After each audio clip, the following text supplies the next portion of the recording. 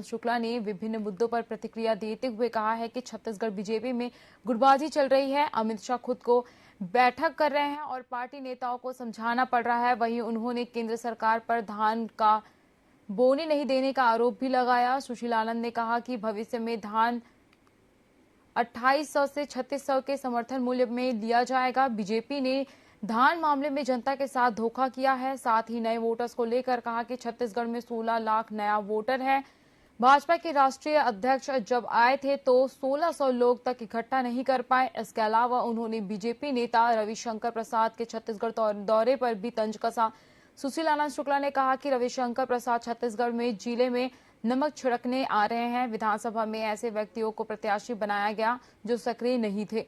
चुनाव प्रचार के लिए बाहरी नेताओं को बुलाया जा रहा है।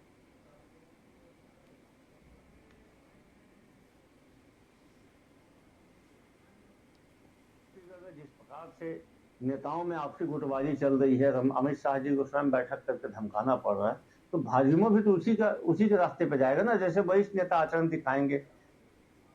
रमन सिंह जी का अलग गुट चल रहा है, अरुण साहू जी का अलग गुट चल रहा है, नारायण चंदेल बेचारे बने हुए हैं, ब्रिजमोहन अग्रवाल एंड कंपनी प्रदेश से बाहर है।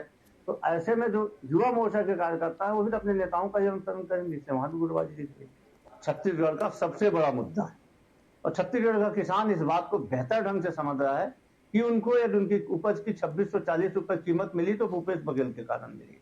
उनको भविष्य में उनके धान की कीमत 2800-3600 मिलेगी तो कांग्रेस की सरकार भूपेश बघेल के कारण ही मिलेगी। भारतीय जनता पार्टी ने पहले भी धोखा दिया था धान के मामले में। उनकी केंद्र सरकार नहीं चाहती छत्तीसगढ़ के किसानों को समर्थन मूल्य से एक भी रुपया ज्यादा मिले, इसलिए किसान भारतीय जनता पार्टी के खिलाफ मतदान करेंगे ताकि उनके धान की कीमत उत्तरोत्तर बढ़ती रहे। राजीव गांधी किसान न्याय योजना की 9000 रुपए इनपुट सब्सिडी मिलती रहे। भारतीय जनता पार्टी कितना भी भ्रम फैला दे, छत्तीसगढ़ का किसान इस बात को जान रहा है कि उनके धान की कीमत मिल रही है तो भूपेश बघेल की बदौलत मिल रही है। उनके प्रति एकड़ धान की 20 क्विंटल खरीदी होगी तो भूपेश सरकार के द्वारा ही की जाएगी। भारतीय जनता पार्टी इसमें बाधा पहुंचाएगी। जैसा धोखा इन्होंने 2018 के पहले दिया था वैसा धोखा फिर देंगे इनको अवसर मिला। देखिए, ये तो जले में नमक छिड़कने आ रहे हैं। विधानसभा में ऐसे व्यक्तियों को प्रत्याशी बनाया गया जो सक्रिय नहीं थे।